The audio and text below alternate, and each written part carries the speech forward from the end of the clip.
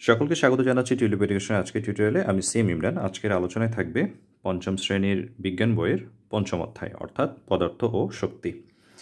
আজকে আমরা এই পুরো চ্যাপ্টারটা নিয়ে আলোচনা করব এবং পরবর্তীতে এই চ্যাপ্টারের উপর যে গুরুত্বপূর্ণ প্রশ্নগুলো রয়েছে সঙ্গে সঙ্গে সেগুলো নিয়েও আমরা আলোচনা করব।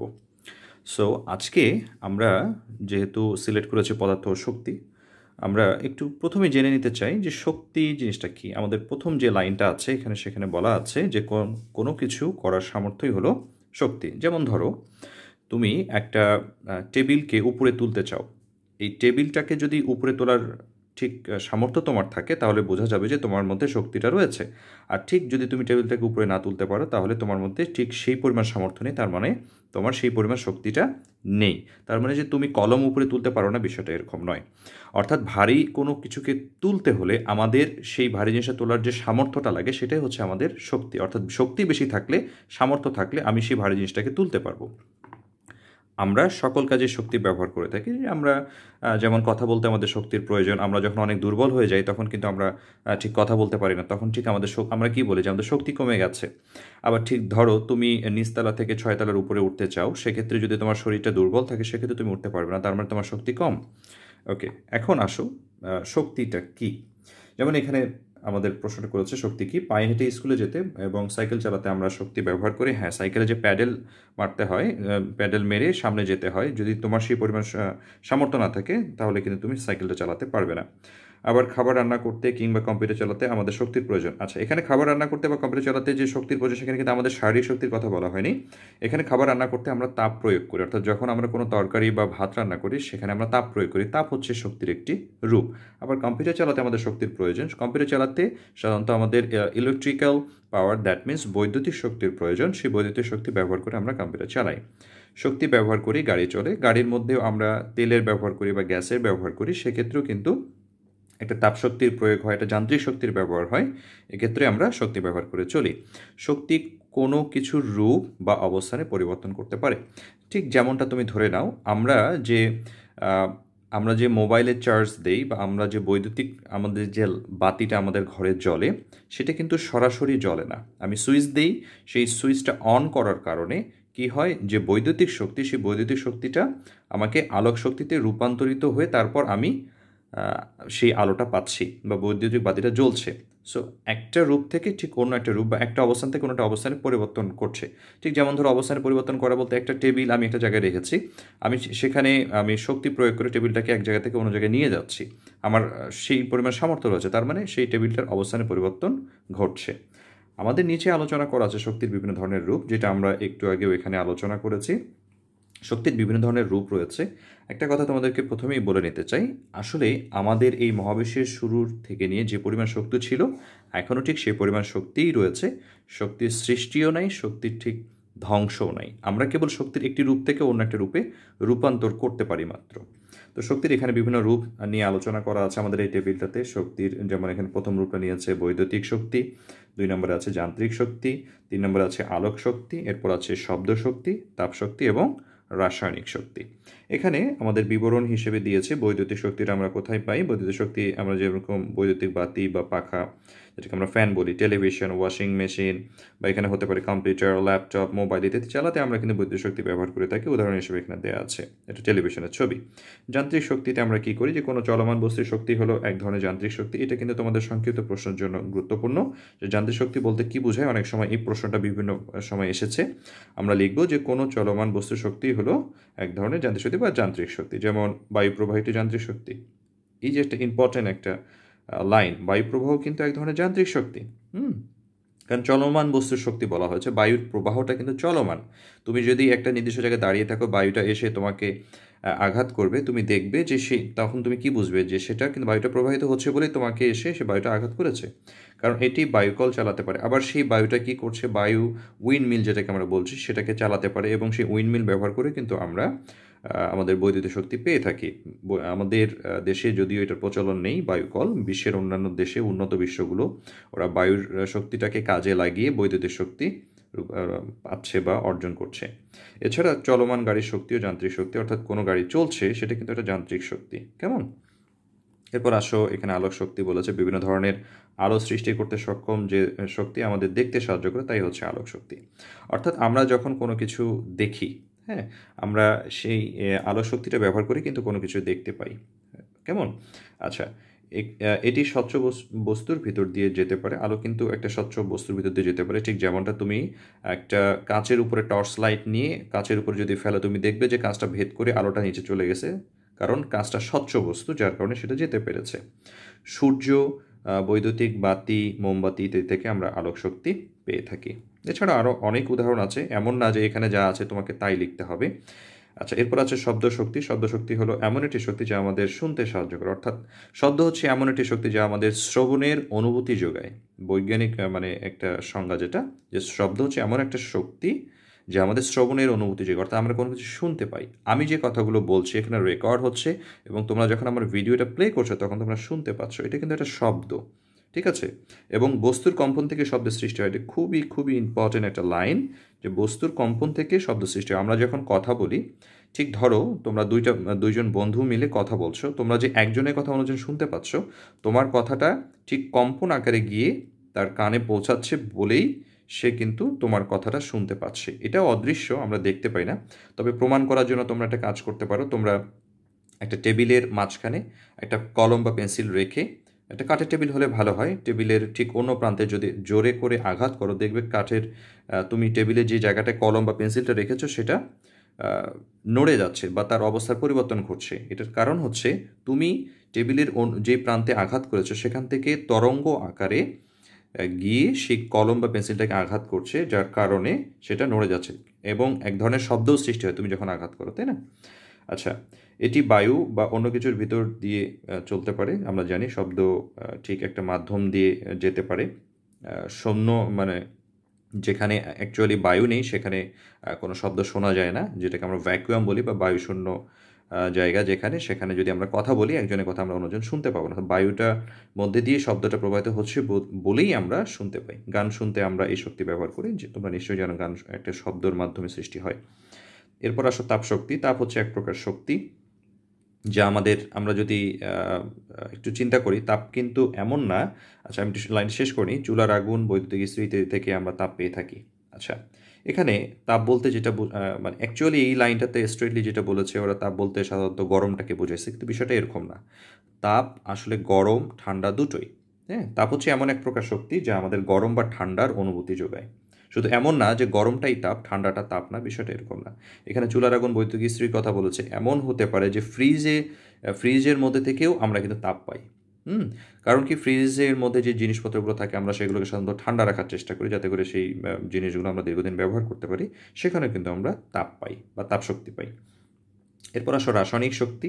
সাধারণত রাসায়নিক পদার্থের মাধ্যমেই এই শক্তিটা মানে পাওয়া হয়ে থাকে, যার কারণে এটার নাম রাসায়নিক শক্তি। তোমরা উপর ক্লাসে গেলে জানবে, রসায়ন নামে একটি তোমাদের সাবজেক্ট আছে সেখানে, বা তোমরা যদি ঠিক এই পঞ্চম শ্রেণী অতিক্রম করে ষষ্ঠ শ্রেণীতে ওঠো, তখন তোমরা যে বিজ্ঞান বইটা পাবে সেখানে তোমাদের বিশ্লেষণ থাকবে, কিছু সংজ্ঞা থাকবে, কিছু পদার্থ থাকবে যেগুলোকে রাসায়নিক পদার্থ বলা হয়, তখন তোমরা এটার ব্যাপারে বিস্তারিত জানতে পারবে।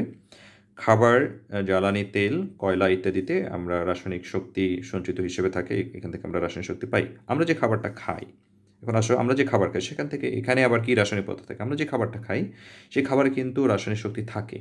হ্যাঁ, কীভাবে থাকে?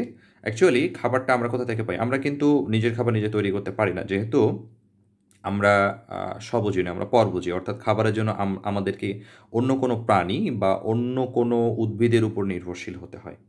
ঠিক আছে? মানুষ হিসেবে আমরা কিন্তু অন্য কোনো প্রাণী, যেমন আমরা গরুর মাংস খাচ্ছি বা আমরা মুরগির মাংস খাচ্ছি, হ্যাঁ? এটার জন্য প্রাণী এবং উদ্ভিদের উপর সরাসরি আমরা নির্ভরশীল আমাদের খাবারের জন্য। তো সেই খাবারটা, উদ্ভিদ থেকে আমরা যে খাবারটা পাই, উদ্ভিজ্জ যে খাবারটা, সেই খাবারটা কিন্তু কিভাবে আসে? সেই খাবার অ্যাকচুয়ালি উদ্ভিদ যখন তার নিজের খাবার নিজে তৈরি করে, তখন একটা রাসায়নিক বিক্রিয়া হয়। সেই রাসায়নিক বিক্রিয়ার মাধ্যমে সে তার খাবারটা, সরকারজাতীয় খাবারটা তৈরি করে এবং উদ্ভিদকে আমরা খাবার হিসেবে গ্রহণ করছি। শাক সবজি, লতা পাতা এগুলো আমরা খাচ্ছি। এরপর আসলে জ্বালানি তেল, কয়লা, সাধারণত এগুলোকে বলা হয় অনবায়নযোগ্য শক্তি। অনবায়নযোগ্য শক্তি মানে তোমরা ইতিপূর্বে ক্লাসেই তোমরা এই শব্দটার সাথে পরিচিত হওয়ার কথা। অনবায়নযোগ্য শক্তি মানে যে শক্তিটাকে একবার ব্যবহারের পরে দীর্ঘদিন সেটা ব্যবহার করা যায় না বা একরকম যায় না, সেটা অনবায়নযোগ্য শক্তি। সেখানেও একটা রাসায়নিক বিক্রিয়ার মাধ্যমে এই জ্বালানি তেল বা কয়লা বা প্রাকৃতিক গ্যাস সেগুলো উৎপন্ন হয়, যেগুলো আমাদের এখান থেকে আমরা পাচ্ছি রাসায়নিক শক্তি। আশা করছি তোমরা বুঝতে পেরেছো। এই টেবিলটা খুব ইম্পর্টেন্ট, ভেরি ভেরি ইম্পর্টেন্ট, কারণ এখান থেকে অজস্র শর্ট কোশ্চিন হয়। যে আলোক শক্তি কী, আলোক শক্তির উদাহরণ দাও, শব্দ শক্তি কী, শব্দ শক্তির উদাহরণ দাও, তাপ শক্তির উদাহরণ, তাপ শক্তি কী, তাপ শক্তির উদাহরণ দাও, এরকম অনেক অজস্র শর্ট কোশ্চিন আমাদের আসতে পারে। বা এমন হতে পারে যে শক্তি কী, শক্তির 5টি রূপ লিখো, কেমন? সেক্ষেত্রে যে শুধু 1 মার্ক থাকবে তা না, 3 মার্ক 4 মার্কের প্রশ্ন হতে পারে।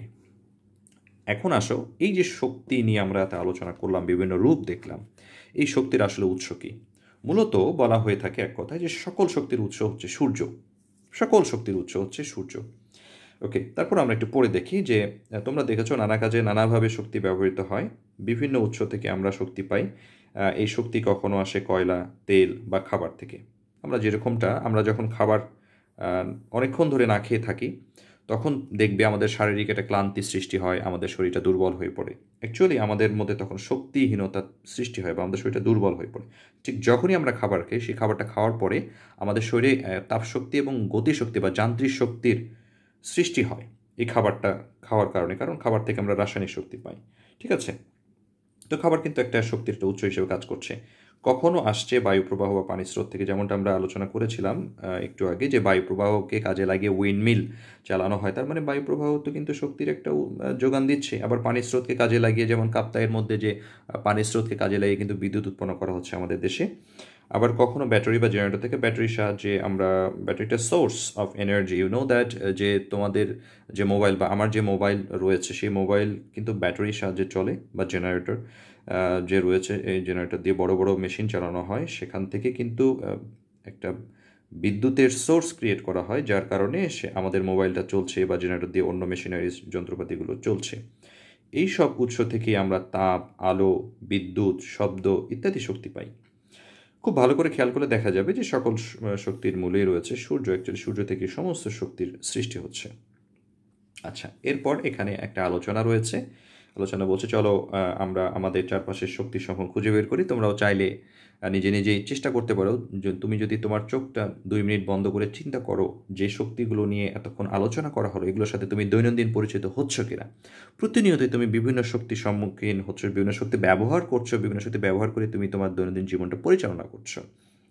ওকে, এরপর আমরা পরের পৃষ্ঠায় যেতে চাই।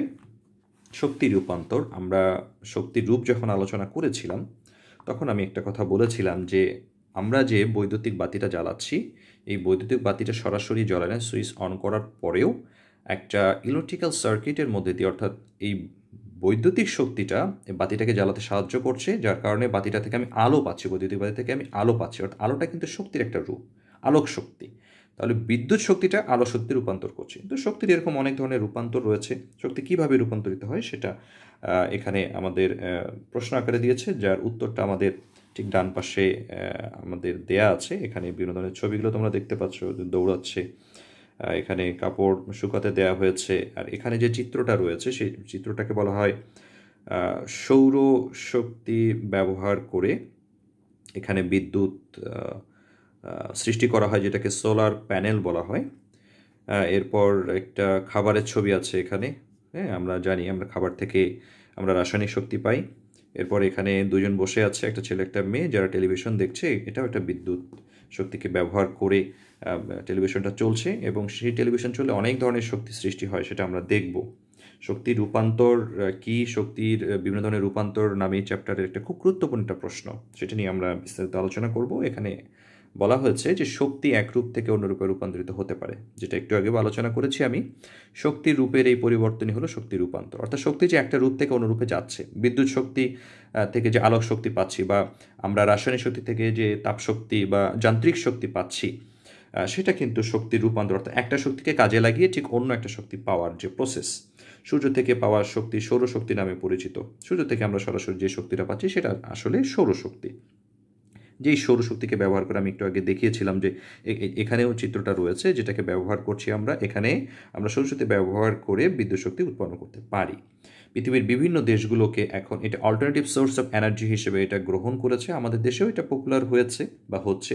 সৌরশক্তিকে আমরা প্রত্যক্ষভাবে আলো ও তাপ হিসেবে পাই। তোমরা নিশ্চয়ই জানো, সূর্যের আলোতে যদি তুমি দাঁড়িয়ে থাকো, তুমি যে কেবল আলো পাবে বিষয়টা এরকম না। সূর্যের আলোর কারণেই আমরা পৃথিবীটাকে এত উজ্জ্বল দেখি বা দিন রাতের তফাৎ বুঝতে পারি, এবং সেখানে তুমি যদি সূর্যের আলোর নিচে দাঁড়িয়ে থাকো সেখানে তুমি কিন্তু গরমও অনুভব করো। বিশেষ করে সামার সিজনে দেখা যায় যে আমরা সূর্যের যে তাপটা সেটা সহ্য করতে পারি না। তাহলে আমরা কিন্তু একসঙ্গে দুটো জিনিসকে প্রত্যক্ষ করছি। একটা হচ্ছে আলো পাচ্ছি, সূর্যের আলো থেকে আমার দৃষ্টি পরিষ্কার হচ্ছে, আমি দিন রাত বুঝতে পারছি এবং দিনের মধ্যে আমি অনেক কিছু দেখতে পাচ্ছি এবং সেখান থেকে আমি তাপ পাচ্ছি। এটি আবার বিভিন্ন শক্তিতে রূপান্তরিত হতে পারে, যেটা আমরা একটু আগে আলোচনা করেছিলাম যে সেটা আবার বৈদ্যুতিক শক্তিতে রূপান্তরিত হতে পারে। যখন উদ্ভিদ খাদ্য তৈরি করে তখন সৌরশক্তি রাসায়নিক শক্তিতে রূপান্তরিত হয়। খুব ইম্পর্টেন্ট একটা লাইন, যেটা আমি আবার প্রথম অংশে আলোচনা করেছিলাম। তোমরা যদি একটু রিক্যাপ করো, আমার আলোচনা শুরুতেই আমি এটা নিয়ে আলোচনা করেছি। প্রাণী যখন খাদ্য হিসেবে এই উদ্ভিদ গ্রহণ করে তখন এই রাসায়নিক শক্তি যেটা খাবারের মধ্যে থাকে তাপ এবং যান্ত্রিক শক্তিতে রূপান্তরিত হয়। যেটা আমি বলেছিলাম যে আমরা যখন খাবার গ্রহণ করি তখন কিন্তু সেই খাবার থেকে আমরা তাপ এবং যান্ত্রিক শক্তি পাই। এই তাপ এবং যান্ত্রিক শক্তি যে আমাদের মধ্যে আসে সেটা তোমরা নিজেরাই প্রত্যক্ষ করতে পারো। আমরা যখন খাবার খাই তখন আমাদের খাবারটা ডাইজেস্ট হওয়ার পরে আমাদের শরীরে তাপশক্তির সৃষ্টি হয়, এবং যান্ত্রিক শক্তিটা কি, আমরা খাবার খেলে যে শক্তিটা পাই সেই শক্তি আমাদেরকে কাজ করতে হেল্প করে, আমাকে এক জায়গা থেকে অন্য জায়গায় যেতে সাহায্য করছে, যেটা যান্ত্রিক শক্তি হিসেবে পরিচিত। সৌর প্যানেল সৌরশক্তিকে বিদ্যুৎ শক্তিতে রূপান্তরিত করে, যেটা আলোচনা করেছি। যখন আমরা টেলিভিশন চালাই তখন এই বিদ্যুৎ শক্তি আলো, তাপ এবং শব্দ শক্তিতে রূপান্তরিত হয়, যেটা আমি আলোচনা শুরুতে বলেছিলাম যে একটা টেলিভিশন থেকে আমরা কিন্তু এখানে 3 ধরনের দেখিয়েছে ওরা, 3 ধরনের শক্তি পাচ্ছি। প্রথমত টেলিভিশন আলো থেকে আলোক শক্তি। টেলিভিশনকে যদি তুমি টাচ করো দেখবে একটু গরম হচ্ছে, কিছুক্ষণ চলে সেটা গরম হয়, সেখান থেকে তাপ শক্তি উৎপন্ন হচ্ছে এবং শব্দ শক্তি উৎপন্ন হচ্ছে। তুমি কি বলতে পারবে যে কিভাবে করে টেলিভিশন থেকে শব্দ শক্তি উৎপন্ন হচ্ছে? তুমি একটু চিন্তা করো, টেলিভিশন কিন্তু আমরা যে শুধু দেখি তা না, টেলিভিশনে যে নিউজ প্রেজেন্টার আছে বা টেলিভিশনে যে আমরা মুভি দেখছি বা গান শুনছি সেখান থেকে কিন্তু শব্দ আমাদের কানে আসছে। ঠিক আছে, সো এটাই হচ্ছে শব্দ শক্তির রূপান্তর হচ্ছে। সো এখানে যা আলোচনা করা হয়েছে শক্তি রূপান্তরের বিস্তারিত আলোচনা করা হয়েছে। এটা খুবই খুবই ইম্পর্টেন্ট একটা প্রশ্ন এই চ্যাপ্টারের। তোমরা ট্রিপল স্টার দিয়ে রাখতে পারো।